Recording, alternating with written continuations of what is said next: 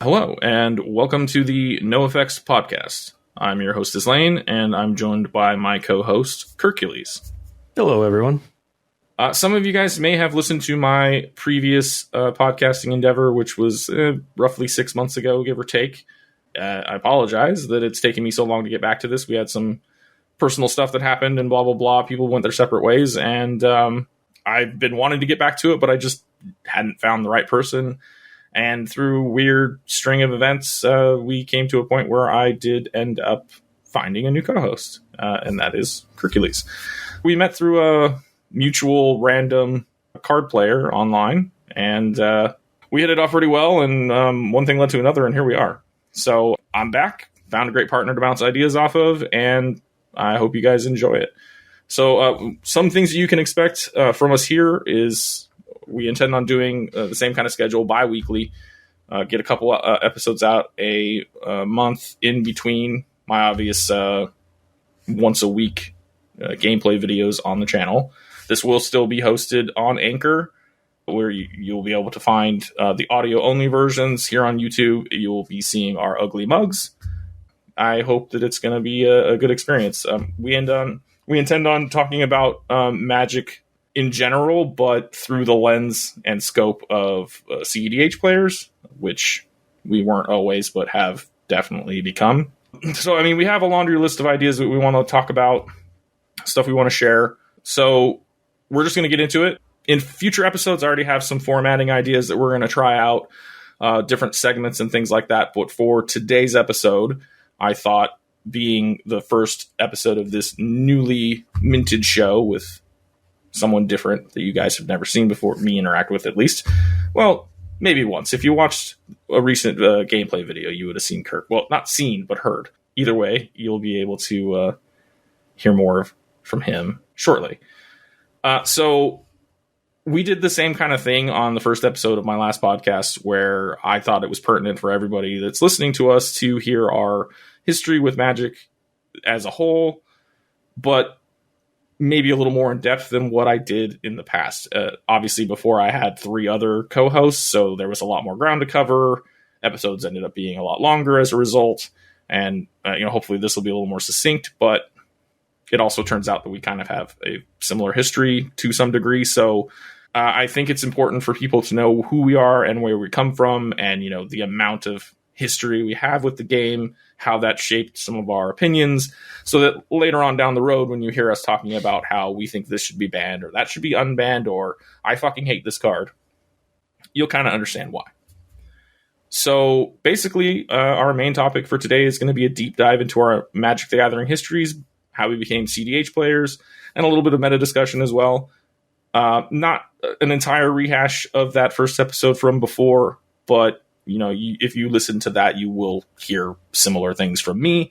But again, I think we figured out a way to dive into it a little deeper. So with that said, let's get into it. Kirk, since you are the new person, so to speak, I'm going to let you go first. Basically, just a generalized, like, I started at this time and here we are now, A to B history, keeping out some of the details, obviously, that we're going to dive into, but just a generalized overview. Yeah, absolutely. So, being the new old guy that I am, I started playing Magic in revised 94-ish era. Had an older brother, started playing the game. He brought cards home. Fell in love immediately with the artwork and with the, just the experience of it. It was something new, something exciting, and I've been playing on and off ever since. So that's kind of just where my beginning into Magic was. It's just as a young kid playing kitchen table, playing park benches, pre-sleeves. You can all imagine those days. And I remember those days.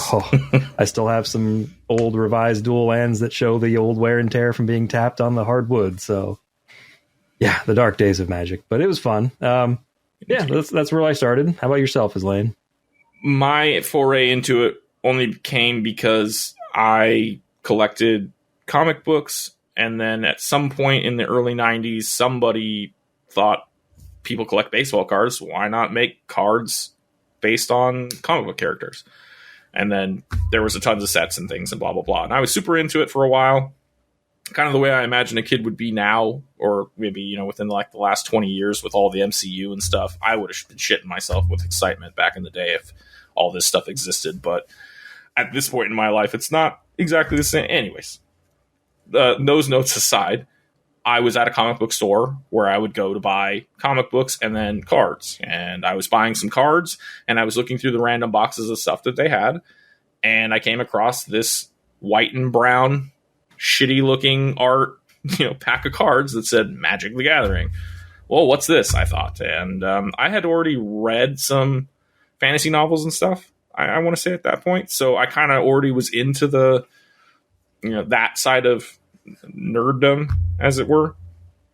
So yeah, I picked them up, and because I was already into that whole collecting thing, I bought packs a few times, but boosters didn't come with instructions, so I had no idea what it was. It was just like I did, you know, Pokemon didn't exist yet, Yu-Gi-Oh didn't exist yet. Like, there wasn't anything like this that I know of. There might have been other things, but I know some other 90s like TCGs happened after Magic started getting popular. There was a Marvel one, there was a Star Trek one, there was a Star Wars, blah, blah, blah. Like, they've done it over the years, but nothing's ever been quite as successful, I don't think, except for those big three. Regardless, that's how I got into it. Didn't really learn how to play until high school. Got really good at it, well, in my opinion, got pretty good at it in high school on lunch tables, like you said, without playing with sleeves, rubber banded deck together. Just awful care of those cards, because we didn't think it was going to be worth any money. It was just a fucking game. Yeah. Had no idea. The financial aspect of it was only how much money do I need to scrape together to buy another pack? That was the financial aspect back then, of it. I think they were like $1 a piece or something. Like nothing. It was cheap. I don't remember how much, but I remember it was cheap. I remember working my tail off all summer and then spending money on it, only to be roasted by my father in particular, saying, "Oh, you're wasting your money on this stupid game." Here we are, however many years later, still playing cardboard. So it is what it is. Everybody has their vice. Everybody has their hobby. But yeah, that's how I got into it. And, you know, I just grew with it and fell out of love with it and sold off collections and got back into it, sold off collections, got back into it. Since this last time getting back into it about 7-ish years ago, I've sold cards to buy more cards, or sold cards because I had a bill come up and was just like, I don't really need this cardboard. Let's pay the bill. Life happens. But yeah, that's basically how it started and how now it's going, I suppose. I still remember the first time we got into playing, and, you know, playing with the rules that we knew. I can't even begin to describe the awful mechanics that we got absolutely wrong right from the start. We're generating things out of the grave. Oh my God, it was terrible. Everything basically had wither back then when we first started playing because we didn't know any better, but it was fun.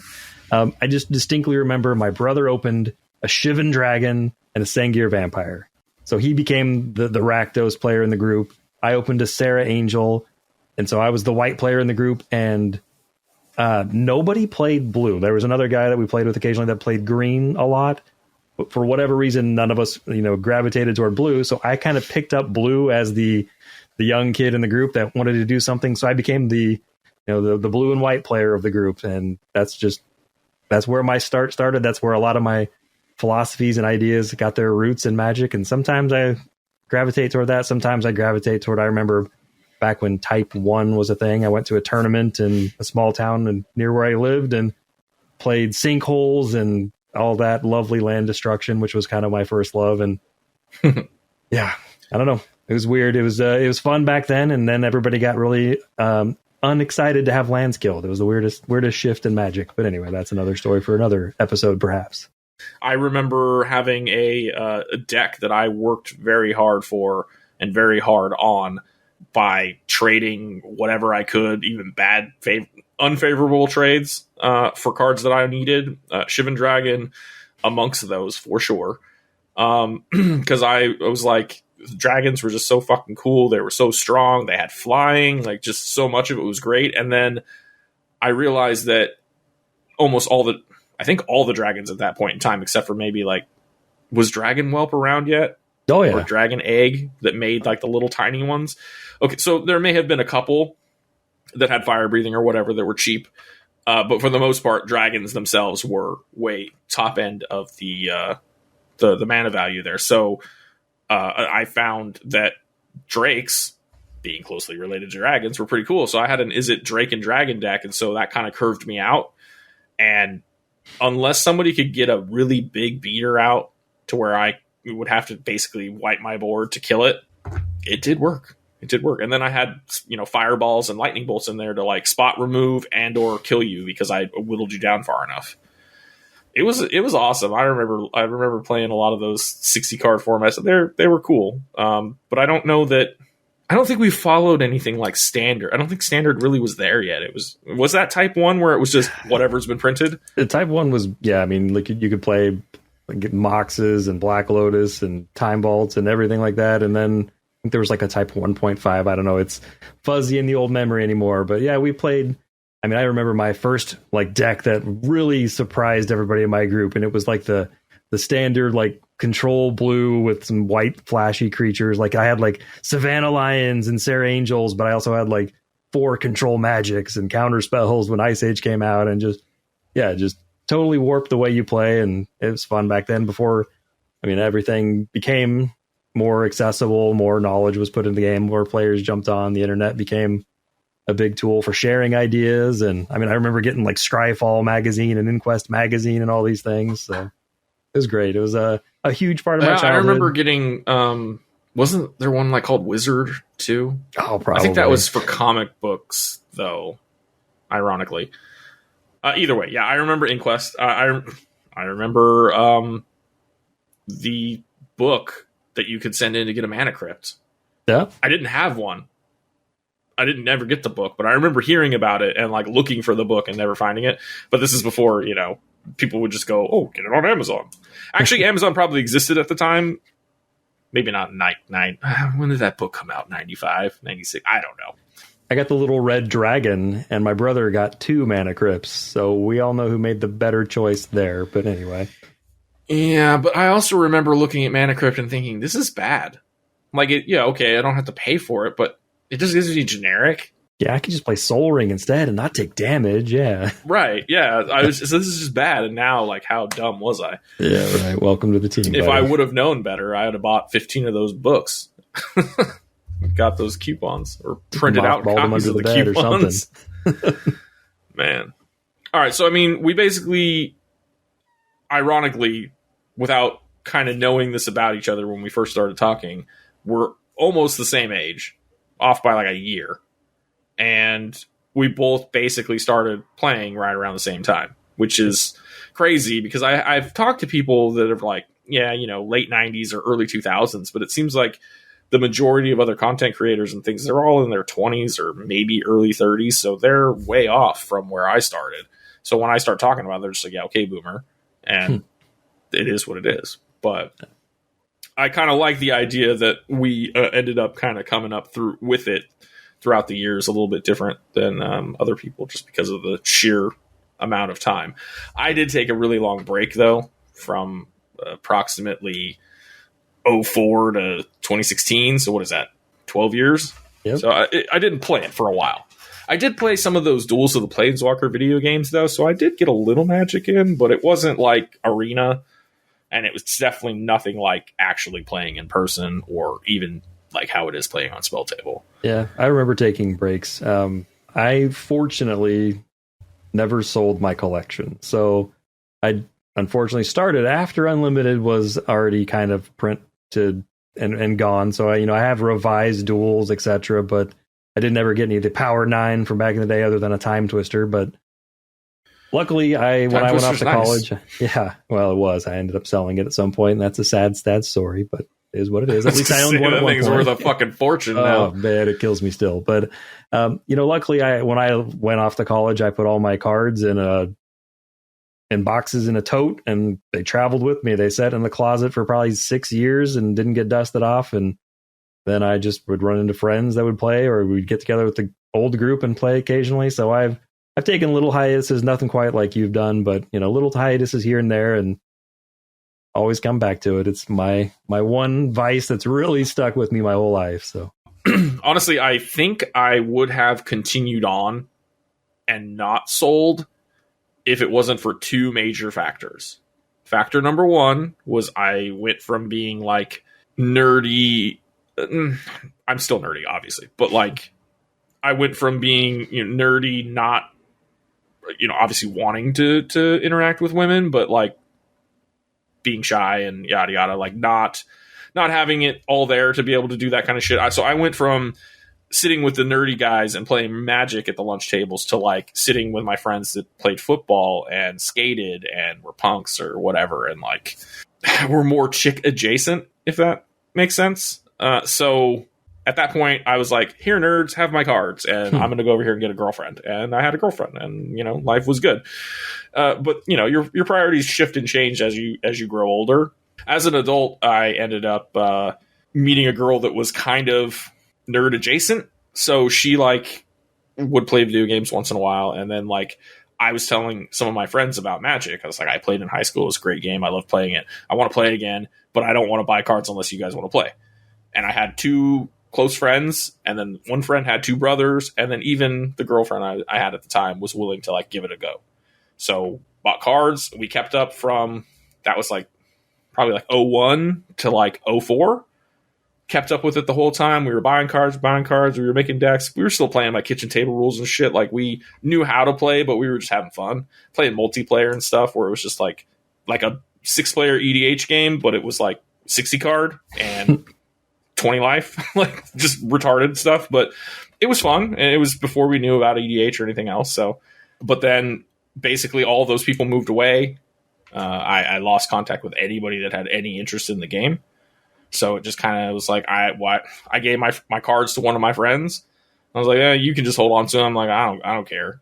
And last I checked, like he, at some point when I started getting back into Magic, I talked to him and I was like, dude, I'm playing Magic again. And he was like, dude, I think I have a box of old cards. And I kept telling him to look for them, but then he got married and had kids and shit. And maybe that box still exists somewhere, but I have no idea. Makes you wonder. If it ever does come up, he said he would send it to me, but he's moved. He actually moved from California to Colorado, so like I'm pretty sure he would have found it. It's probably on one of those episodes of Storage Wars. We've uncovered Izlain's long lost collection. Well, I know at that point, I mean, that was early 2000s. Some of that shit might have been worth some money, but I don't remember having anything, because I have like a semi-photographic memory in the sense that like it's not perfect, but when I was a kid collecting those comic book cards, my dad used to tell me, like, write down the cards you need, because they were numbered, like the series would have, number 1 to 200 or whatever. So, and I would arrange them in binders by number, so that, because a lot of times those individual cards were designed to lay out in one of those pages and make a full picture, which is cool. In other cases, it was just random cards. It didn't matter. But I used to go to the card shop and I would go through the big long boxes that had multiple rows of just their bulk bullshit that they didn't care about, 25 cents each. And I'd flip through and I'd be like, need that one, need that one, need that one. And he's like, man, you need to check your list. Like, you're going to buy the same shit. And I'm like, no, I'm not. You don't know me. And I'd get home and I'd bust out my binder and boop, boop, boop. Sets complete, Dad. He'd be like, I don't understand how you do that. So from my memory of what I had, I don't think I had anything that was that valuable.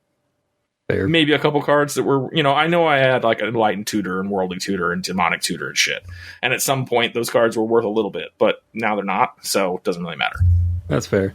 I was pretty lucky. So in growing up with the group I grew up with, we had a really big mix of age groups and just interesting personalities. And one of the coolest things that I had no idea how special it was when I was a kid. My best friend growing up, we grew up on the same street since we were in like first grade. We're friends, enemies. You know how that goes with friends. You get in stupid little fights and you're mad at each other for 2 weeks. And the next thing you know, you're spending the night at somebody's house, hanging right? So yeah, absolutely. And his parents were super amazing in that they saw us growing up. They were involved in his life and weren't, the parents that just kind of turned on the TV remote and walked away.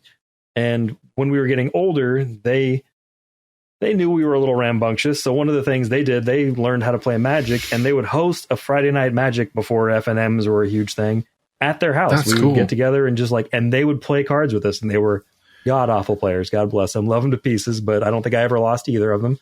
And they even started like buying cards and like selling cards at almost like a little kind of mom and pop store type thing. And it was awesome. And we had no idea how cool that was awesome at the time. Like, so privileged to have that. And I would say, if you have anybody in your life that's like that, you don't even really appreciate it when it's happening. I think when you get older, then you can kind of look back on that lens and think, man, those were some really like forward thinking, cool people. I mean, it kept us out of trouble and doing stupid crap on a Friday night. And they also got to be involved with us. You know, we felt comfortable talking to them about whatever was going on, and it was pretty badass. Although I will say, I know they when he went off to do his thing and I moved away, they sold all their stuff. And I remember back then those like the world, whatever the hell decks they were that came out, where you had like the gold bordered fetch lands and like gold bordered moxes. Oh, world champion decks. Yeah, all that shit. And like black lotuses and shit. They had all that. And I'm certain they sold it for nothing to somebody. Thinking back on it now, like that shit's worth money. There was a cool thing like that too. My son, it was before we moved where we live now. He was at an after school program because I worked until 6 p.m. and my partner worked until I think 5, and he got out of school at like 2. So there was a little after school program. They'd run around and play and do crafty shit and whatever. Well, at some point there was like high school age kids that would probably do it for work experience or whatever. Sure. That would be there. And I guess one of them was like, I'm going to do a magic club or whatever. And so like, he got super into it for a minute and was playing. And like I think the guy went to like an LGS and got those welcome packs or whatever, like bargained with somebody and got a bunch of them. So, cause they were all monocolor and they were like 30 cards instead of 60, I think. And like they were shitty little decks, but it was just so the kids could learn how to play. Essentially. Yeah. But just half. Right. Half of what you're supposed to do. But yeah, so they did that, and he came home, and he's like, yeah, I'm playing Magic now, blah, blah, blah. So then there was a couple times where I was like, all right, well, I got EDH decks, let's play. And so I kind of tried to teach him how to play EDH too, and he was into it for a little bit, and then he kind of wandered off, and Fortnite happened, and some other shit, and yeah. I think at some point he may show interest again. I'm not sure. He likes some of the same video games that I play and stuff like that too, so you know, it's likely that it could come back around again. Yeah, my kid plays a little bit of Arena and not really much else. He, I don't know. It's funny, Izlain and I have talked about it. He's a big video game player as well, like some. I don't play video games, really. This is my one vice that I get to play and spend all my brain power and creative energy on. You'd think I'd be a lot better, but here we are. Anyway. Oh man, I've been playing that goes for anybody that's been playing since the 90's. Like, you think I'd be a lot better outside of, you know, the people who actually were able to commit to it and go pro, and, you know, those kind of people, sure. Obviously, like they do fine. But all right, well, so I mean, I think that's a good chunk of history between the two of us. I have a few more pointed questions, just to kind of dig a little deeper for specifics to get more towards like the kind of topics we're going to be talking about in the future. So you did say that you kind of fell for you got into mono blue, but blue and white, yeah, Azorius, and then I played Rakdos it's funny because when I'd go to tournaments I'd play like Rakdos Landkill, but when I would play like the kitchen table and all the group I was always playing blue or blue white. So you lean towards Azorius and kind of a control-y shell, it sounds like. For sure. I initially was really attracted to Orzhov because I don't know why. And it's funny because over the years, white in general has been shit on.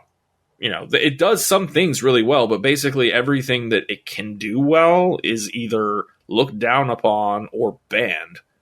Or rule zeroed, but basically fucking banned, which is, you know, the land destruction, and then things like balance and, right. etc. So white has actually always been kind of a powerful color. It's just always done it in a different way. But then you also have like the cycle of, Ancestral Recall, obviously the best of all of them, but Lightning Bolt is serviceable. And then blah, blah, blah. And then Dark Ritual's no slouch, right? Then there's Healing Salve, which is just one white mana, gain 3 life. Like, what the fuck is that? It prevents 3 damage too. Don't you throw straight on its name. I'm just saying, compared to some of the other ones. Anyways, so I don't know why it is. I've always, for some reason, been attracted to white. I think it's partially because, same thing you said, I opened like Sarah Angels. And like, even though I told a story about Is It Dragons being one of my favorites, I always liked white for its token generation, just being able to slam down, a bunch of little soldiers, and then, at the end have your finisher of a big beater angel that's in the air, plus having like the damage, the ability to gain life and the ability to prevent damage. I loved all of that. And I always had friends that would build the big stompy shit, and I'm just like, okay, I'm going to prevent the damage from that, or I'm going to tap that thing down, and then, oh, here's an angel, and now I kill you. Or, I gain life equal to the number of creatures I control, and I have like 8 soldiers. Like, I loved it. And yet, if you think about CEDH or ADH or anything that's like anything more advanced than the bullshit I'm talking about from 20 years ago, white's not good. Now, obviously, they've been showing it some love. It was the same issue with red and Boros as a whole. I love Boros now. I have several Boros decks. That Queen Kayla deck is great. Winota is great. Like, they have shown some love. But yeah, for whatever reason, Orzhov has always appealed to me because I do like the life and death, the death and taxes, the whole general feel to it. I also always hated counter spells. I mean, obviously I play tons of them now, and you just have to. But like, when Magic started, I feel like people kind of had an identity, like their personality showed through their deck building and their interactions with people. And like, I was that player that was like more tactical and trying to do these like things, like I guess combo player eventually, but also just like the removing your threats and making armies of tokens and things like. And I was the asshole that said no, counter that. Yeah, I could never do that. And when I did have my stuff countered, and I'm sure every casual player on the face of the planet can attest that, like, you're about to win the game, or you're about to slam this big ass spell or creature, and the blue player's like, nope, and you want to punch them. Do you remember when like the biggest threat in Magic was two freaking islands untapped? Always. It still is, if you're trying to push a win. But yeah, so I mean, it was Orzhov. Dimir also appealed to me at some point. I think I really got into it more so at an older age, as far as like, well, honestly, when we played back in the 90's, Orzhov, Dimir, none of that shit existed. That didn't happen until Ravnica. So, yep. And I didn't play during the first 2 Ravnica blocks. So I only got the 3rd Ravnica block, but I had already played with a lot of them. I had already learned all the guild names. Obviously, Alara brought the shards. I know all those names as well, blah, blah, blah. But yeah, I don't remember anything from Dimir from way back when, but getting closer to it now, it was more, I think when Yuriko was released, the whole ninjas thing was just cool. And then obviously Dimir and CEDH is just like, those are the only 2 colors you need to have the easiest win con in the game. More recently, I've kind of gotten away from playing blue a lot again. And I've found a love for Rakdos because of World Order Dragon and Prosper and blah, blah, blah. And then also Selesnya, which, I have one of the Sithis lists on the CEDH database because she came out and I was like, holy shit, this is something I've wanted for ages. Card draw off of enchantments. But yeah, for whatever reason, I've kind of, like you said, that you're kind of into Azorius and Control and whatever, and I really like white. I've been having a lot of fun building white X decks, so like Selesnya, white-green, or Boros, white-red. Orzhov is white-black. I enjoy Azorius too, to an extent. I mean, I have a Chun-Li deck, I have a Shorkai, and Millicent. And Millicent is actually one of my favorite decks.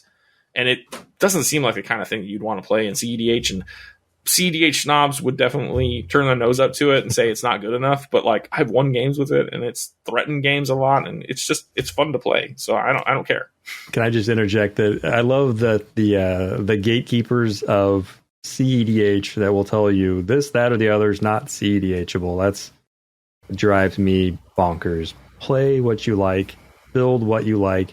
If it's not good enough, keep working on it. Make it so. That's if the you're deck tournament grinding, it's different. There is objectively, this deck is better. Like, there's an argument to be had for like which deck is better, Winota, which is already proven, or Queen Kayla. Very similar game plans, very similar builds. Can almost literally be built the same outside of you need that human to non-human ratio in Winota that you don't need, but you do need the 3 CMC or less. And so they both have their like interesting restriction. They both have a fuck ton of card advantage. And arguably, one of them could be better than the other. We don't know. We won't know until there's some empirical data. But it's Winota. Anyway. I agree, but I also think Kayla's right there with it. Oh, yeah, and I preface that. I mean, I say that jokingly. Winota's better right now. Cards keep coming out. Cards keep getting printed. Who knows, man? Yeah, and I think synergies get printed often as well, where there's lots of cards that I've bought and been like, this is a good card. This is going to be cool. This commander deck is great. And then within 6 months, you get these like silver bullet cards that go directly in that deck. Like, holy shit. Yeah, and I think you and I can both attest that sometimes when if you're speaking into the tournament, there are restrictions. Sure, there's time limits you're trying to win under, et cetera, et cetera. So take tournament CEDH play for what it is. You're objectively trying to win within a time constraint, and that's that. If you're playing Spell Table, which Box Fuel, whatever, if you're playing in casual settings but playing CDH and you don't have those time constraints, it's different. It's a different format. It's a different deck choices, and there's obviously things that go along with that. Freedom to brew and build that goes along with that. So coming from a brewer's heart, there's nothing that makes me happier than flapping a deck on the table and saying, I'm playing this. And they're saying, we're playing CDH. You know that, right? I'm like, yeah, I'm very aware. So, I think that was a little more prevalent a while back. Since the pandemic, basically, and the whole advent of playing over Spell Table and blah, blah, blah, all of the tools that have come out since then, and just the overall expansion of the format in general, just EDH as a whole, Magic as a whole, really. Sure. There's so many more voices. There's more people, more points of view, yada, yada. Like, if you sat down at a table at an LGS and you flopped down some random deck with new commanders that, like, nobody really knows if they're good or not, and they're like, yeah, we're playing Zur and Kess and Blue Farm. And you're like, yeah, that's fine. It's fine. Yeah, go nuts, right? I don't care. I'm going to play against it because I need to see if it does good against these decks. And I think people get scared of that too. Yeah, it's the unknown, which is fun. You don't know. I know what those decks' game plan is most likely going to be, minus a few different variations of a Kenrith or even the Nagila can go different directions, etc. But if I sit down and I play, XYZ that they've never heard of or never seen or considered to be a CEDH general, I don't know what's coming. It's kind of fun. I have had lots of games where you sit down and you go, okay, I've never seen this commander before, but it's in Simic, so I know it's going to grind value and it's going to have counter spells. So you can kind of guess as to its win cons most of the time once you're experienced in CEDH. But sure, I think it's probably a bigger problem in EDH overall, like in more casual settings, because there's just so many more commanders that people will build.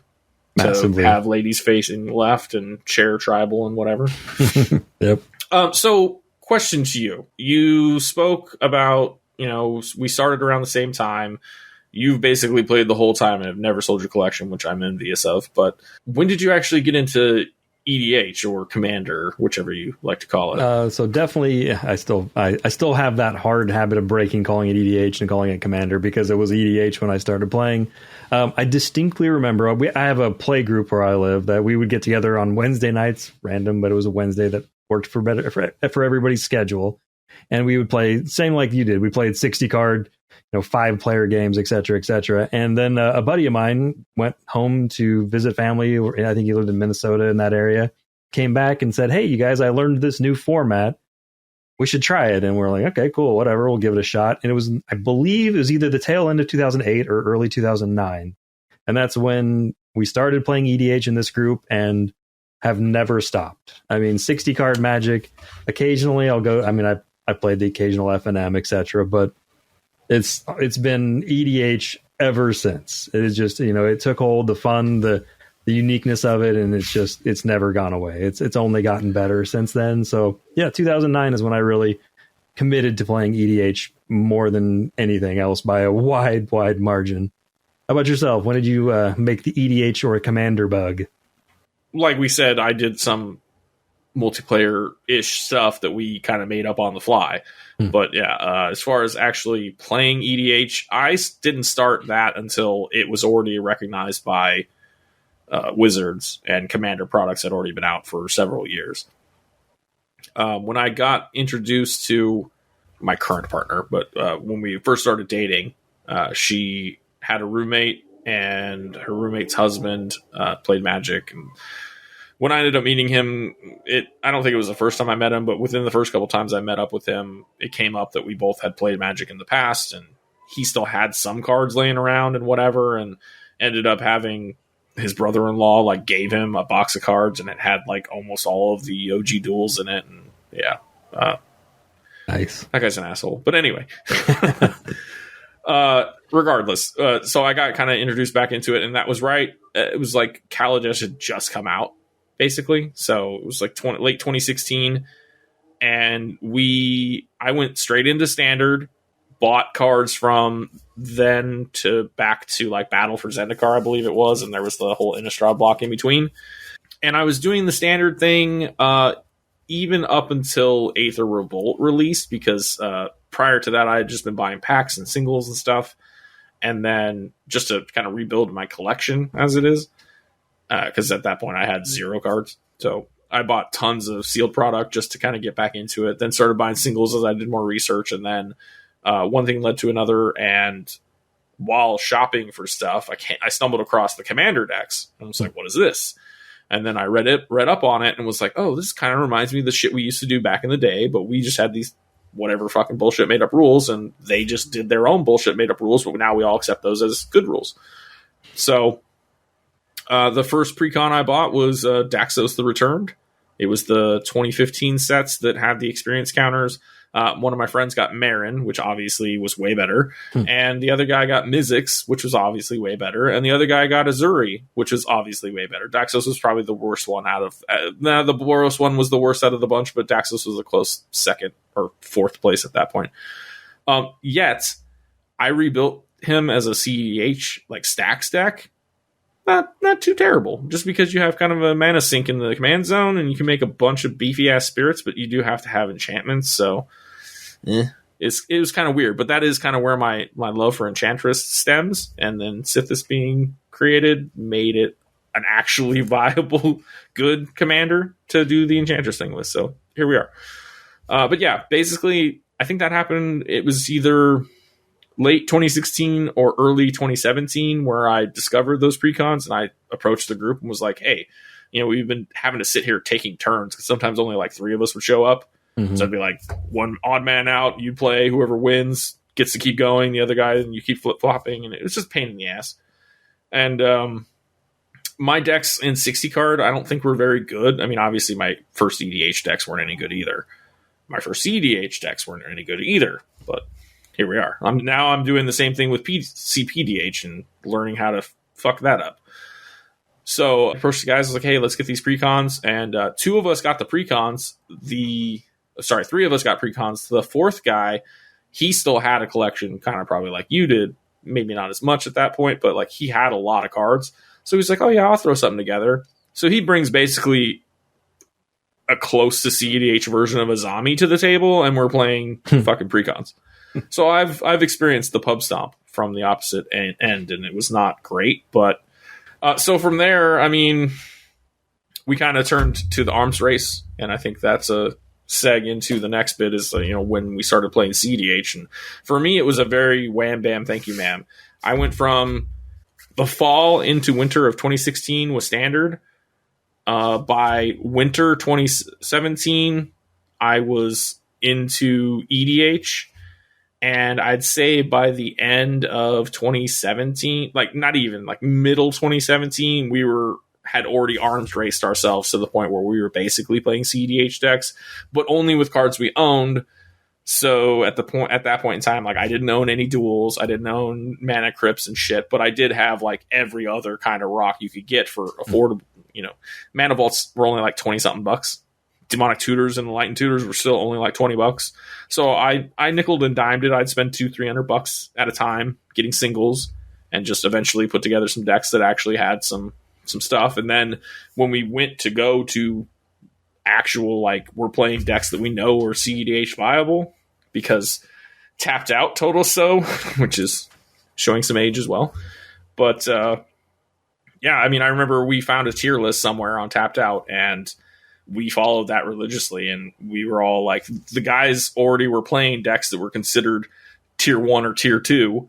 And so I was like, well, I'm going to just go get a fucking tier 1 deck. Because one of the guys was playing Scion of the Ur-Dragon, which at the time was pretty good. And then one of the other guys was playing Tazri Food Chain, old Tazri. And that was the best until first liver, basically.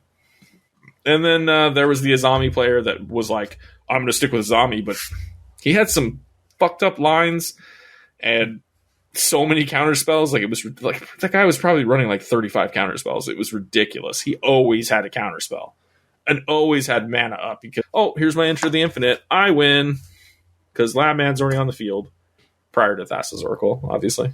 But so what about you? How did you transition from, because you said you started playing EDH in like 2009. 2009, yeah. So how did you get to like the competitive side? It was interesting. It was definitely a much, much longer gradual slide to it.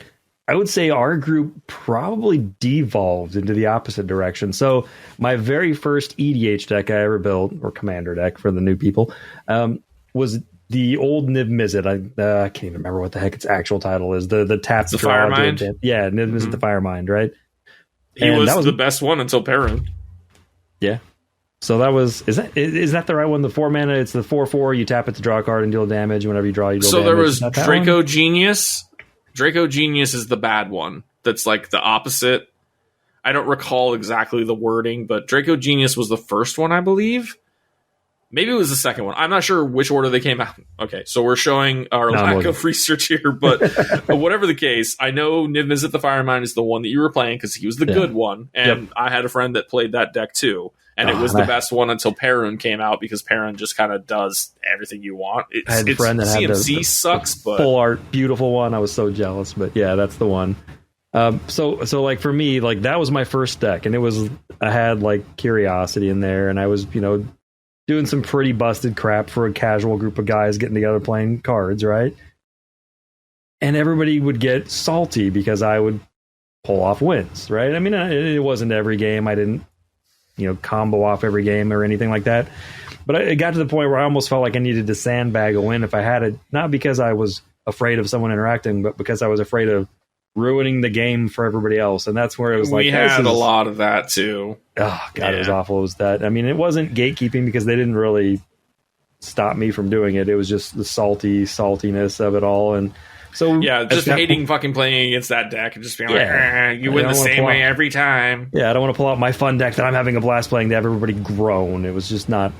Anyway, so from there, I just started going crazy brewing jank. I mean, I've been playing and I've always been a brewer, never been one to follow the common, constant, competitive, casual, whatever the hell format you want to talk. The most popular, most powerful decks. It's never been my style. It's always been kind of do my own thing.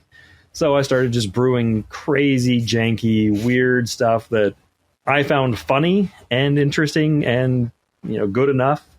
And my group got to know me as doing just really weird, offbeat commanders and trying different things that they'd not thought of or not seen. And for I don't even know, 10 years, I played just crazy, janky stuff. And I'm also one of these weirdos that if I build a deck, I probably won't ever take it apart.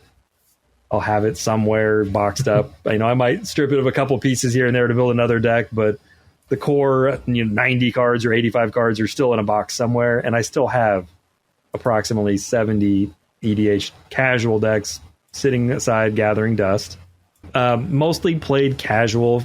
My deck styles were jank, were just devolving to just the weirdest off the wall things that people wouldn't expect anybody to build. There was that 0/1 blue dwarf legend from Homelands. I think you tap to do 2 damage and it doesn't untap. And just I was building crazy weird stuff like that for the longest time. And then an acquaintance joined our group, and he had a bug to play more casual styles, or more competitive style, not as much casual. And I think he reached out to me at one point. He was getting ready to go to a CEDH tournament somewhere, and he just asked me if I'd help play test decks for him. And I said, sure, why not? I have no problem doing that. So we started jamming games. And I was like, this is the kind of Magic I really miss playing. Just being able to do busted, broken crap. And so then that night, I'm pretty sure I went and built my first which was my first CEDH deck that has stuck around. I mean, you could argue the Niv Mizzet deck from the original days could be still CEDH at some levels, but I believe I built Animar was my very first CEDH deck, and we're talking only a year and a half ago, so it's not been all that long ago where I really just switched to going CEDH hardcore, and I don't think I've dusted off a casual deck since then. I still try to play other things. My casual decks have gone from like having 30 casual decks to like I have under 10. Unlike you, where you said you keep your decks together because you built it and you put it in sleeves and blah blah blah. Like I've got so many decks now that are like partially proxies, partially real cards, and I just take them apart when I want to build something new. And when it came to casual, it was like I don't really enjoy half of these decks. That like they were experimental brews, whatever, jank. Put some shit together, try to make it work. It didn't work. Took it apart. Fuck it. Make another one. Kept doing that, and then eventually said, I'm into more CEDH. Because like I said, it was a real rapid clip. We went from playing regular EDH to in under a year we were trying to push the boundaries to CEDH. And I think a lot of that just came down to the fact that we had one player that was aggressively, I'm going to win no matter what every single fucking game. So we had to combat that. And then we had the other guy that was like, I have this collection that none of you have, so I'm going to always have the best cards and you're not. I had to figure out a way to get around a guy who's aggressively trying to combo off or do whatever. And so a turbo player, essentially. And then this wild control player that also has a collection from fucking hell. And then another guy that actually had less cards than me and was basically playing with a slightly upgraded precon. And then me, where I'm like halfway in between the precon and the fucking super competitive guy because I only had so much money and so many cards. So we had this weird disparity of power level, but everybody was pushing. And then the one guy the guy I mentioned that had like the least amount of stuff, he kind of fell off. So for a while we were just playing 3-man, which is even worse because then the balance is just fucking thrown off. It was terrible. And then eventually we all moved and went separate ways, and I didn't have a group at all. And then Spell Table happened, and well, here we are.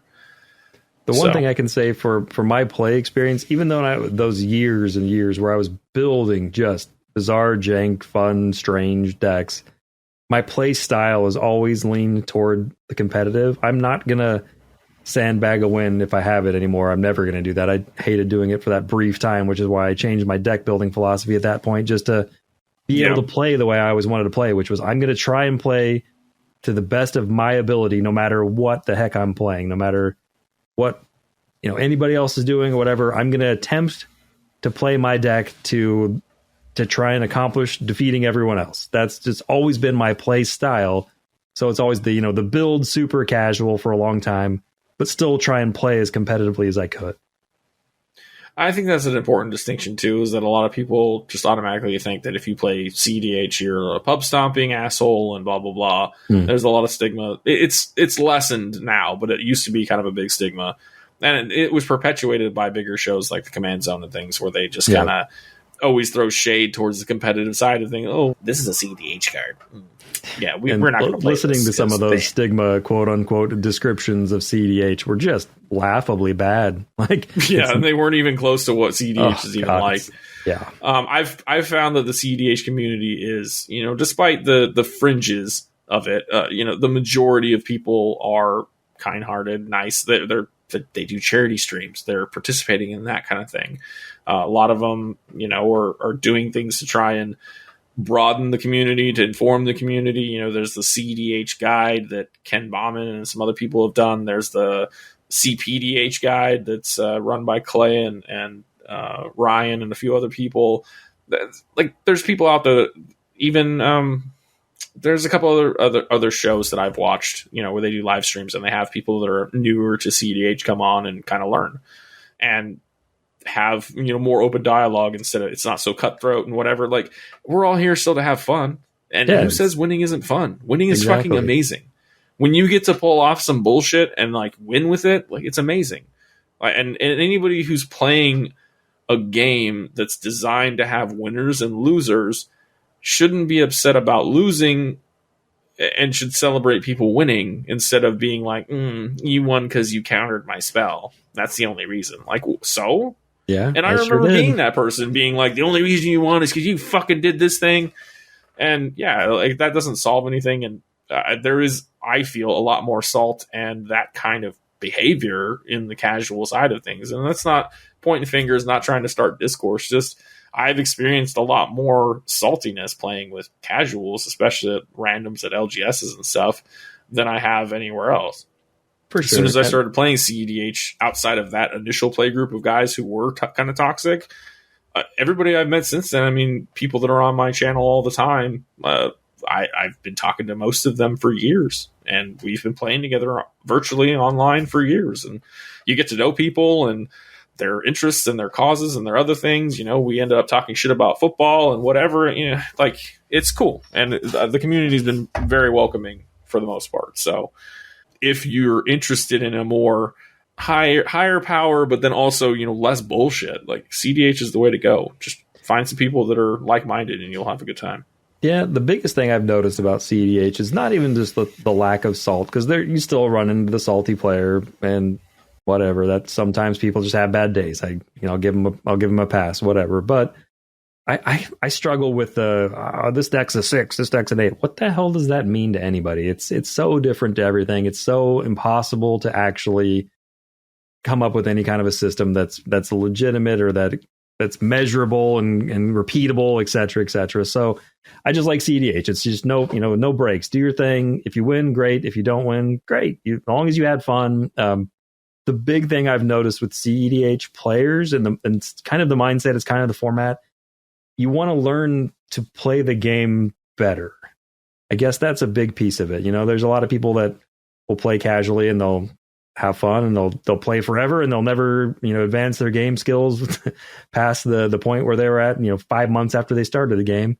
And there's people that just voraciously look for ways to become better at this game, this hobby that they absolutely love. And for me, CEDH is definitely gravitated toward trying to be a better player, trying to understand more of the game. I've never been a tournament grinder. I've played in local FNMs. I've played in a few PTQs, etc., that are local, but I'm an old guy. I got kids. I don't travel. I don't do that stuff. Maybe someday when my kid's a little older and I can afford to do that kind of thing, I'd love to, but yeah, I definitely want to eventually get back to doing some of that. I keep seeing all the posts about this Eminence Gaming, Monarch and stuff, and it's like, yeah, if I could just dump $1,000 to go fly across the country, I'd love to. But and for me, it's like if I could take a week and a half away to go do it, I could do it. But I just the time is the hardest part. So being able to like jump on Spell Table and play CDH against, I've got cool people I've met from all across the continent, all across the world, Australia and everywhere else, and just getting to play, random people that I've never going to get the opportunity to probably sit across from a kitchen table, but still play the game, have an excellent time for the most part, and just go into it not having to say, are you guys okay if I cast XYZ, and just you go into it knowing they're going to try and win. I'm going to try and stop them. I'm going to try and win. They're going to try and stop me. And that's just great. It takes away all the social aspect of it that is toxic sometimes when someone's feelings get hurt because you stop what they were trying to do. They're playing their solitaire deck over there and they're mad when you interrupt them. It's just, maybe Magic's not the game for you then, you know what I mean? If that's your mindset. So it happens to everybody. Like, there's not a single person that can say that they haven't been in the middle of, busting out this awesome thing. I had a game the other day where I knew that the player after me had win if I couldn't win on my turn. And the player after him had a dress down in hand that we saw earlier from something. I don't recall, but it was known information he had a dress down in hand. Well, I had top decked a consult and I had the tutor in hand to get the Thoracle. I also top decked a Dockside on that turn. So it was like I can Dockside, get the extra mana, and then just Thassa's and win. And I knew that player 4 had no interaction because they were kind of out of the game already. So it was basically up to player 3 to say whether or not I or player 2 won. And they chose to spite me, drop the dress down, and then proceeded to lose to the next guy because reasons. I got pissed off. And this is like literally like I'm not salty ever. And I was just like, bro, that's fucked up. Like, you could have just let me win. The game had been dragging and we were trying to get to a win for the longest fucking time. I'm like, I've got it. just let it go. Like, you're not increasing your chances of winning by dropping that dress down. But I mean, that's a whole discussion for another day. Draws a card, homie. I'm going to go. I got to say, dress down draws a card. I'd be playing to his out. If I don't know. It is playing to his out, but he was nowhere near a win. He had been kind of taken out of the game too, so it just felt spiteful.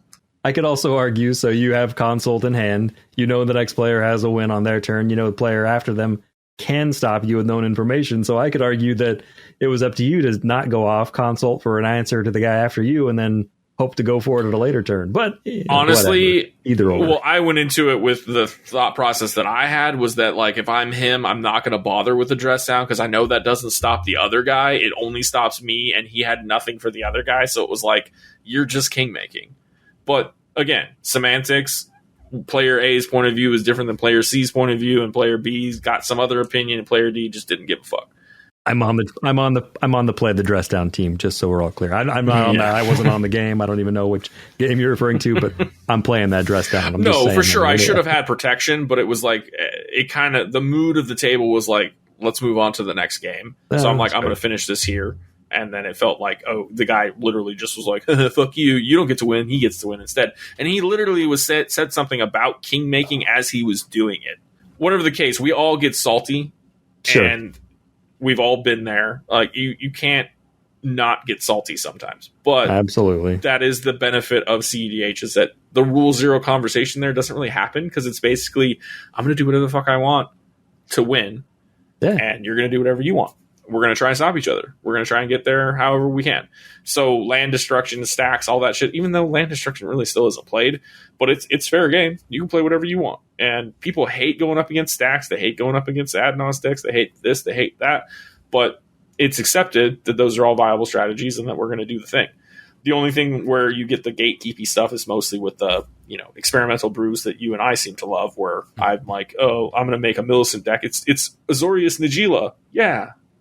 Because I do extra turns and I get a lot of spirits, but it's nowhere near as efficient or good as Nagila. Obviously, it's 2 color instead of 5, and it doesn't do the thing unless you have a perfect setup and blah blah blah. So it is what it is. We like to play to win regardless of the power level of the particular commander or strategy. Absolutely, and I like trying to take commanders that are off the beaten path, just like you do, and trying to push their level up to, compete with the giants of the format, so to speak. So, well, and even if you test it against, top end decks and it doesn't do as well, there is kind of a level of fringe decks that they can sit with those and win sometimes. They just have a lower consistency. So you get a bunch of other people that are like, yeah, I'm cool with brewing in this space. Let's get these CEDH decks that are like, kind of half-ass shitty commanders, but like, we're going to try and make it work. I do it on my channel all the time, where it's like,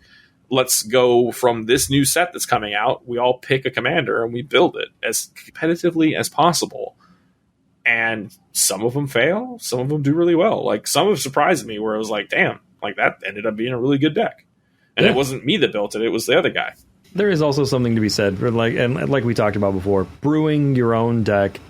You can tailor it to your play style. I mean, versus there's like straight neck decking. Yeah, I mean, there's known lines that are better on some stuff, and you can include those. But there are certainly interaction spells that are a preference. There are, value, etc., XYZ stuff that you can interchange between certain cards and have a similar effect. But you can certainly tailor it to your play style, which is way more preferred than picking up somebody else's list and like, this is going to win, but I didn't do it. I mean, and it's fine. Some people are like, I want to play the top tier. I want to play the solved, whatever the hell deck, because it's going to freaking kick ass. And that's what I'm going to invest my time and my money and getting better in. Great. I'm all for those too, because I like playing against players that are better than me, that can help me like see lines that I wouldn't have thought of, or, whatever. Right. But I like playing my brews because I like just doing weird stuff that other people don't. Well, and that's how, honestly, any of these decks come to be anyway. There's the predictable, this command, if it's a legendary creature and it has either card advantage or some form of combo on it, or, any sort of... if it's a mana sink or something, right. As long as it's got some relative relevant ability and or will draw you cards, like it is automatically CEDH viable. At that point, it's you using the tools of the colors to make it do its thing. Outside of that, there's not necessarily, like, a good example. I have a pet card, Final Parting, in a World Gorger Dragon deck. It's amazing. It costs 5 mana, which seems too much, and most people would be like, I wouldn't run that. But it fucking puts the dragon in the bin and puts the anime dead in your hand. It's telegraphed, but who gives a shit? If you've got win, you got win. And a lot of times with World Gorger, you just got to YOLO it anyway. Yeah, for sure. I am actually kind of surprised that you've only been playing CEDH for like a couple years at most, because you seem like you have a good handle. Well, that's just the years of experience, I suppose, but you have a good handle on, because I've played against some of your decks and seen some of the decks that you've built, and they seem like they've got legs to them.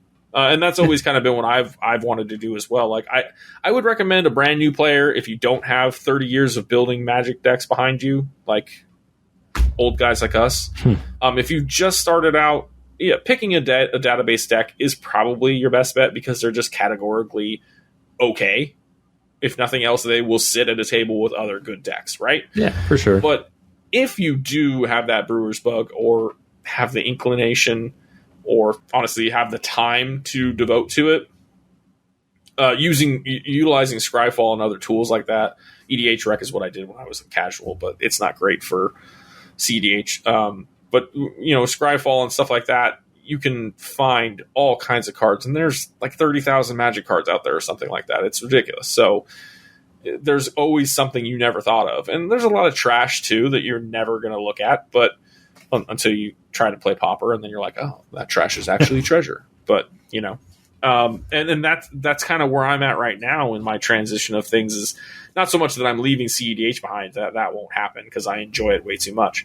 But playing this competitive Pauper stuff that I've been doing for the last like 6-ish months, with some people that are bigger and more well recognized in that community, I've played a database list and was like, yeah, this is cool, it's fun, it's whatever. But honestly, like, I felt like the years of brewing and experience that I already had was like going to serve me well enough to just be able to brew some of these things.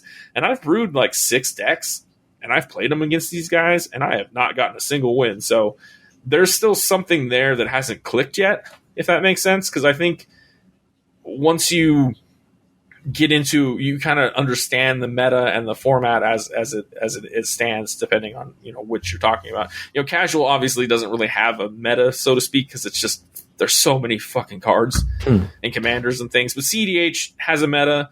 There's probably roughly like 100 commanders that are considered viable, and then others constantly being added to that list. CPDH, there's only like 20 or 30 on the database, but there's a passionate crowd of people that are looking into things, researching constantly. I keep seeing people posting shit on the Discords and the Twitters about, check out this pet card of mine, and it's like some Mirage card that you never gave a shit about. But then I see it and I'm like, oh, that's actually really good in this format. And it's crazy the amount of bombs there are that are commons. But then it's also equally crazy that like I can build the same kind of deck without those restrictions and just make it phenomenally better, which kind of drives me nuts. But it's also, I like that restriction and the challenge of trying to find new stuff. And it's not a solved format at all. Like CEDH isn't either, but it's closer to being solved in the sense of like, these are the recognized best decks, these are the recognized best strategies, and those change as new cards come out and whatever. But generally speaking, people accept these decks.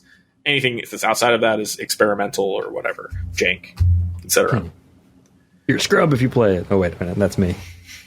Yeah. I don't know. And for me, the CPEDH is something that in Izlain and I've talked a little bit about it. I've not deep dived into that format yet.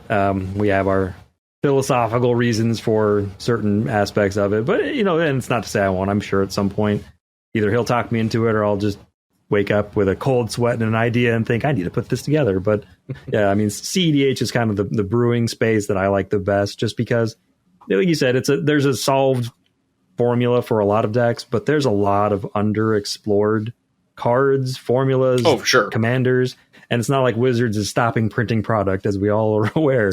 So, there's constantly room to brew something new and something funky, or just update an old list. I mean, heck, how many lists have been on their lovely little database that have fallen off because they're not being updated, or they're irrelevant, or this new hotness was printed. So yeah, they have a section out there that's outdated brews, and I'd say like that Nimbus that you were talking about is probably one of them.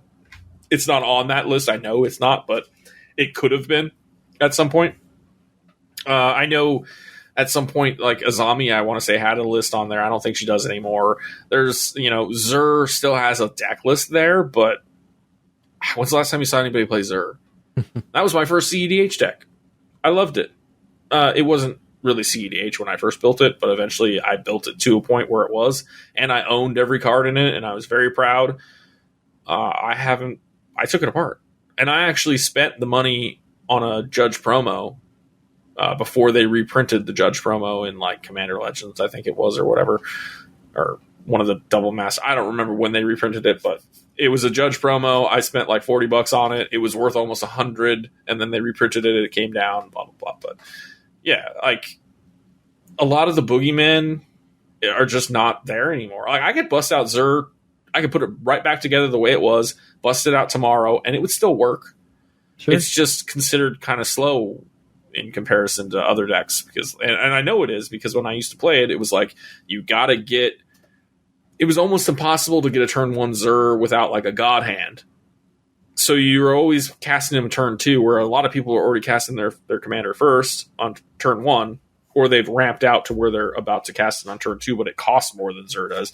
Whatever the case, it just, you have to get him out. He has to stick for a turn, then you can get your Necropotence, and then you kill yourself. That was my experience with it most of the time. Or you magically got a Doomsday, because I was doing the Doomsday version for a while, and I would get the Doomsday early, and then I would go Doomsday, and then somebody would shit on it somehow. They flash an opposition agent. You're like, how does this interaction work? No, this was definitely before opposition agent, but you know what I mean? It was still kind of like somebody gets a counterspell in at some part of that or whatever, and you just lose, kind of. So yeah.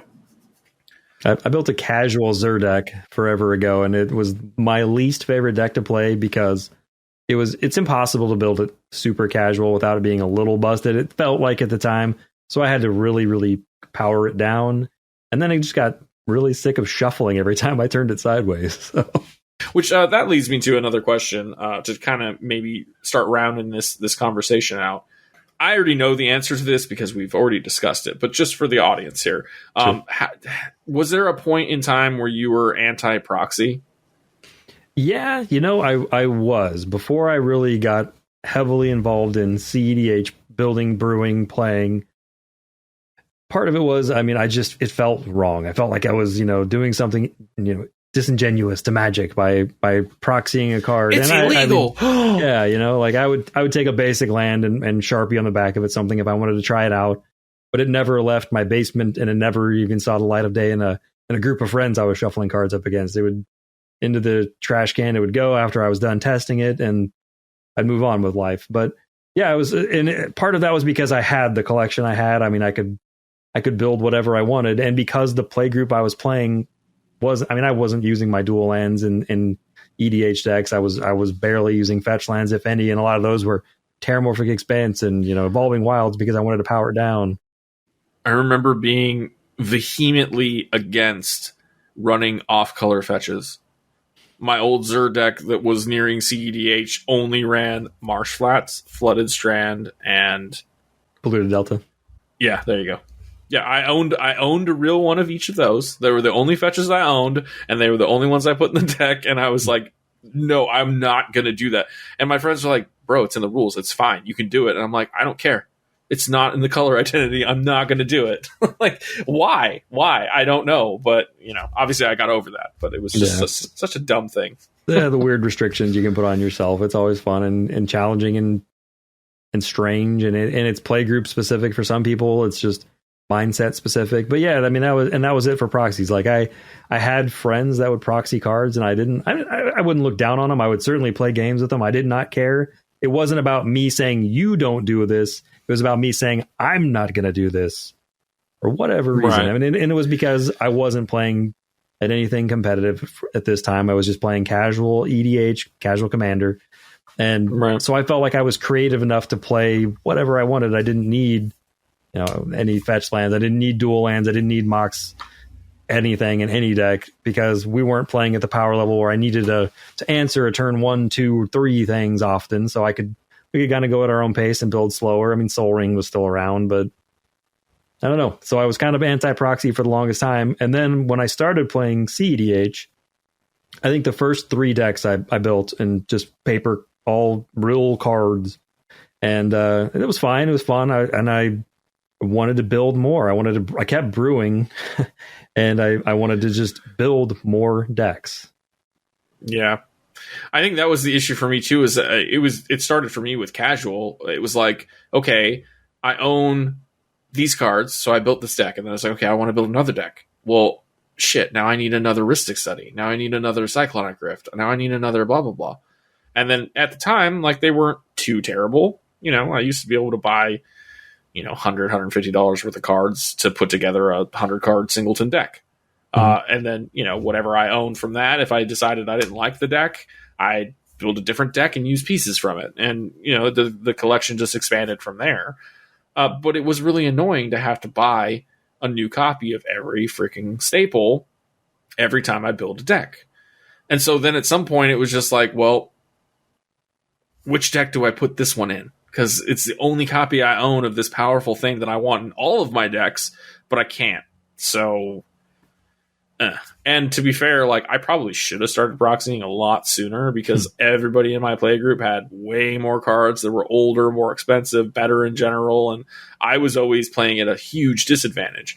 So I got really good at just like making the shit that I had work, but it still was never like wasn't quite up to par.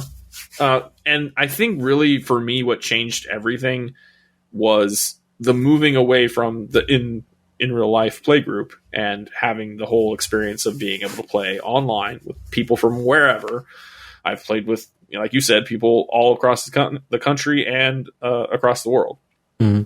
I've got Aussies and Europeans and whatnot on the server, Canadians, a couple people from South America, like there's just people from everywhere, and we get together and we play games, and it's just like we're doing right now, sitting miles away from each other and being able to have a conversation, play a game, have a good time. But getting to that point, I still was kind of not anti-proxy, but I was kind of like, I didn't give it, like you said, I didn't give a shit that everybody else had proxies, but everything I was playing with was real. And then I was just like, why am I limiting myself? Like, I want to build more decks. Like, I'm constantly building decks. I use Moxfield exclusively now. Like, it's the best deck building site in my opinion. We're not sponsored, but we could be. Hey, no, I agree wholeheartedly. That's been Moxfield is my drug of choice for Magic. So, like, I knew people were on Tapped Out and stuff. I think Tapped Out's garbage. I was always using MTG Goldfish because it was kind of okay and intuitive. But once Moxfield came out, I don't think I got on like the ground floor. But my profile says it's been over 2 years. So I mean, it's been a minute. I was constantly brewing. I mean, even on Goldfish, I was always brewing constantly. I was always making new decks. Like, new commanders came out, or just some old thing that I was interested in, or some card I'd never seen before. I'm like, oh, that's cool. Let me build my version of this. So I was always brewing, but like not everything made it into paper because I couldn't afford it. I'd have like 15 lists that were ready to be bought, and I'd eventually piece together one here, one there, one here, and then some I'd lose interest in and just delete. So at this point, I don't have all of those lists put together, obviously, but since they're on Moxfield, I have a folder. They're all unlisted, but I have a folder of like 40 some odd casual and or competitive decks that are ready to go at any point in time. I could print them back out. I think once I got a printer, that made it easy. So I kind of just did the whole print out cards, found places where you can do that, print out cards, and then cut them out, and then just put a basic land like flipped over in a sleeve, slam the piece of paper over the top of it, and you can't tell the difference. And on stream or on camera, like playing over, like nobody can tell. Yeah, like you can't tell. You can even go as far as to go to NPC and other places I'm not gonna say too much there because copyright stuff and whatever. But like people, you can find places where you can get high quality ones done, and it's easy. But then even from there, it was even easier now because I found myself printing and cutting out and just having to go through all of the effort of putting together a new deck in paper and then playing it and just being like, yeah, this deck didn't really work the way I thought it was going to, or I misunderstood this altogether, or I fucked up on this combo and it doesn't actually work the way I thought it did, or whatever, whatever bullshit reason. It got to a point where it was like, I don't even want to go through that effort. So now I have a tried and true way to save money and or not to spend any money if you don't want to. My method now is obviously get inspiration from somewhere or an idea. Brew it on Moxfield. Get it all put together, 100 cards. I'll goldfish it a little bit. Okay, it seems like it's got some promise.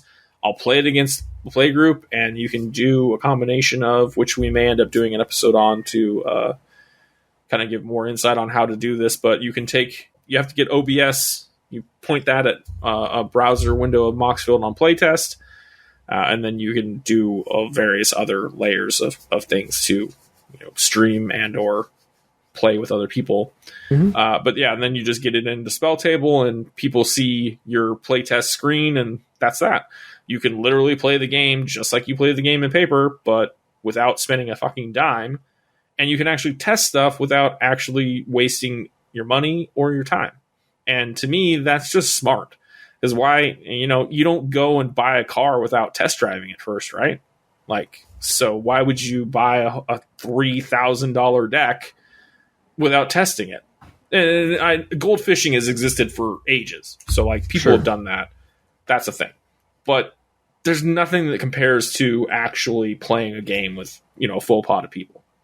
Especially in EDH or CEDH, any of the EDH variants. It's multiplayer. There's so many variables. Like, you're not going to see those variables goldfishing. You can imagine them and be like, oh, we'll pretend this got countered. But, like, it's not realistic. So being able to test out your creations, especially if you're a brewer at heart that's cranking out brews all the time, or just somebody who's trying to, like, I don't know, get a deck on the database. Like, I set that as a goal for myself at one point. It was just like, I think I'm pretty good at this brewing thing. Like, I want to get a deck on there. And I did. Like, if you want to, you can do it. So, testing it out on Moxfield, it's great. Okay, cool. Now you can print out proxies, continue to play it, or you can decide to buy the cards. But, when your CEDH decks are like $10K a piece, I don't know who the fuck you are unless you're Elon Musk. Like, I can't afford that shit. So I'm definitely in the pro proxy camp. I don't think you should gate people from being able to play. I don't want to play against your wallet. I want to play against you. Are you a good player? Are you a good brewer? Are you a good deck builder? Are you good at Magic?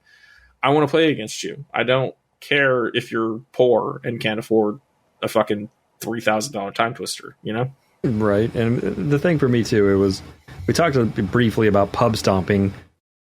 People don't realize that feeling goes both ways for most players, I think. I don't want to show up. Yeah, when you're crushing someone, it doesn't feel good. I don't want to play solitaire. I could goldfish myself at home, and that's just not an enjoyable experience. So if you play CDH, you typically want to be playing it against other CDH players, unless you're just somebody that just really needs a win for whatever reason in life. Hey, you do you, boo-boo. But for the most part, you want to play against other CDH decks. Equal footing, just in general. It doesn't matter what format or what you're playing. Just equal footing. Absolutely. And you're going to gravitate. Some players are going to be better than other players.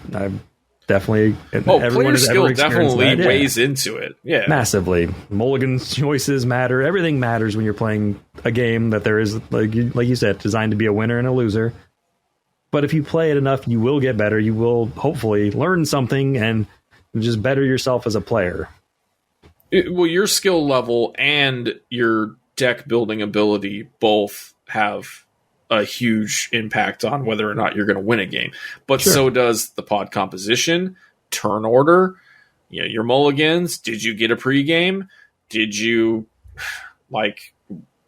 wash your ass today? Like I mean, there's so many variables. Chance. You never know. Yeah, I mean, it's still a game of chance. Your top decks are your top decks. Yeah, there's a huge randomization, and I mean that's why dumb things like it was pointed out, I read in a thread somewhere, maybe it was on Twitter, but it was pointed out the other day that I think I brought it up to you, that the partner with, so we all know, at least anybody that's been playing CDH for a while knows that there's partners, and that was just a blanket thing. And then they started trying to fix it. So there was partner with, there's friends forever, there's the fucking backgrounds, yada yada. Partner with, though, because it's literally says like tutor the other partner, because it was designed more to be able to affect your two-headed giant partner, which is a totally different format. It was from the Battle Bond set.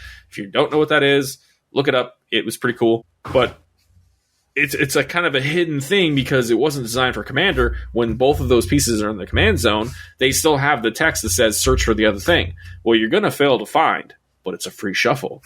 And there's just dumb shit like that exists in this game that people either ignore because they're like, I don't care, or just are completely ignorant to. And it's like, that's actually good value, because in a game where there's randomization, if you've been playing this game for any amount of time, you've either been mana screwed or mana flooded. Everybody's experienced both, and they both suck, because it's either you've got all this mana and nothing to do with it, or you have no fucking mana and a card full of hands and you're discarding every turn, and that fucking sucks.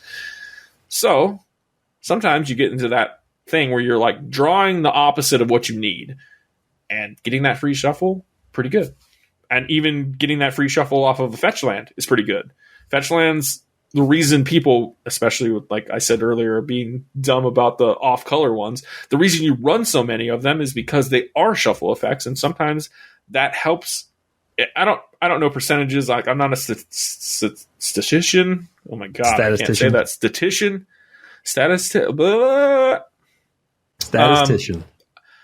I am not a professional stats person. But I can tell you that there is some sort of mathematical justification for like the variance as it is after one shuffle, but then like another shuffle could potentially switch that up to the point where you're getting what you want. Otherwise, you play cards like Abundance, and then you get to choose. Get a land or get a thing.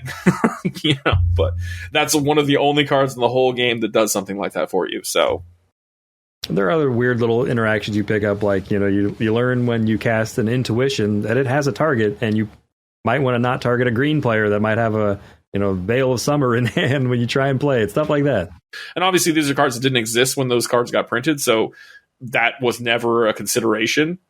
But as they're printing new cards, and this is one thing I suppose is maybe our last talking point here, is that years ago, everything ran through 60 card formats, and everything had to be tested for standard. It was even not even really, they didn't even really care about modern. Modern was kind of new at some point, and it wasn't something they were actually printing cards for until they started doing the Modern Masters and then Modern Horizons later on down the road.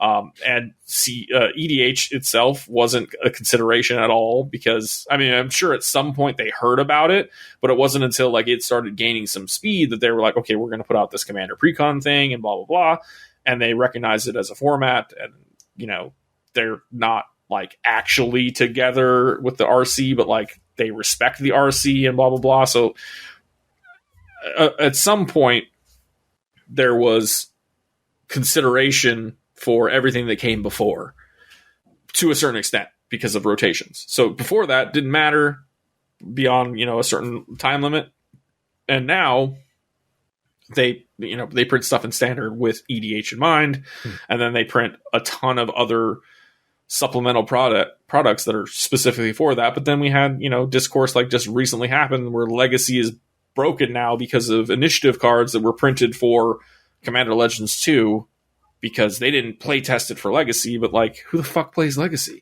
But apparently there's enough people for there to be discourse. So it's crazy. They've been, we're hitting 30th anniversary here. They've put out a fuck ton of cards over the years. They're consistently pushing out more and more. I've seen bar graphs of like, here's 4 years ago, this is this many sets. The last 2 years, you can't even see it on the fucking screen anymore because they just keep shoving shit out. And it's great if you have the money to be able to just go and buy anything that you want all the time, buy all the precons, buy all the packs, buy all the boxes. Most of us can't. Like, in the last couple years, I've bought like a couple boxes, a few fat packs, a couple pre-release kits, and mostly singles because it's just not financially viable to be able to go and buy a box of every set that comes out, especially with collector boosters and this and this and this and this and this. But yeah, it makes it a little tough to keep up the collection you want. I mean, I still attempt to buy, and that's something we talked a little bit about with proxying. I still buy cards from my LGSs locally. I have some amazing ones near where I live, friends that own them and work there, and it's just, I still go and I'll still buy cards, and especially the ones that are affordable, whatever. Yeah, I mean, like Imp Seal getting a reprint going from, a $400 or $800, whatever the fuck it was, after COVID, like, shit went crazy. But seriously, yeah, a card that's ridiculously overpriced just because 3 Visits was the same way. It was like $100 card, and then it got reprinted finally, and now it's like $10 or less. I bought one back when it was probably like $2, way back. So right. And Nature's Lore too. Like I had copies of Nature's Lore, and then it kind of got expensive because it was that and Farseek and 3 Visits were like the only things that did the thing and brought Into it in the untapped. North. Don't you dare forget Into the North. Anyway, right. Well, that's Snow, but Snow's kind of still neglected a little bit. It really is. There's not enough pact-in synergy. Like most people run Snowlands for Arkham's Astrolabe, and that's about it. I'm the only weirdo that runs it for Mouth of Ronan. So, I mean, there's that too, and yeah, I mean, there's so. I'm a really big fan of Search for Glory, which searches for a snow permanent, a legendary, or a saga.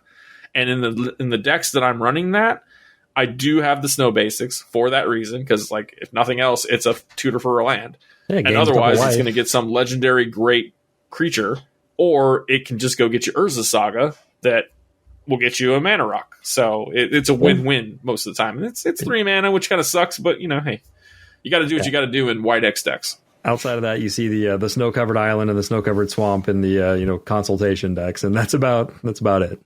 All right, so I think we basically touched on all the points that we were trying to get to today. I hope this gives you guys a better insight of who we are as people, Magic players, that sort of thing, brewers, etc. We felt it was kind of important for people to know who we are and what we've done with the formats that we play, so that you might be able to see that we're not complete idiots, hopefully. Just in the sense that when we do have some opinions that you can hopefully see the same point that we're trying to make, but also despite being kind of a similar background and having a similar length of time playing the game and things like that.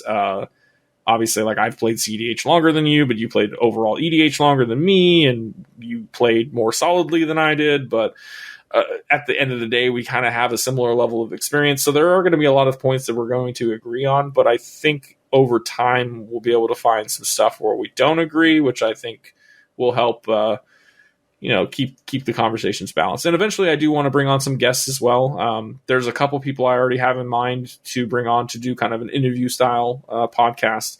And then of course, as new things come along, I'm not opposed to doing some current event stuff, our opinions on bannings or this or that. We'll definitely be doing some set review type stuff where we talk about, our favorite cards for CDH out of the newest set. We've got a lot of plans. So needless to say, I think this is going to go the distance this time. And hopefully we'll be able to have this come out regularly. It's the beginning of 2023. We're hoping to, keep this going. So, any final thoughts from you, Kirk?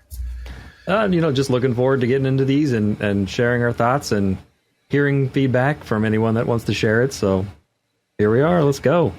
I'm excited too, and we're gonna, like I said, in the future here, we're gonna have a little more structure to the conversations. We have a lot of ideas, lots of things to touch on, so we're gonna try and be to the point and succinct about stuff, but still have some tangents for flavor, if that makes sense. So we are pro jank. We are very happy to brew new shit all the time, and we're happy to share our thoughts about whatever's going on in the Magic universe. So thank you all for listening, joining in, and we'll see you guys in a couple weeks. Have a good one.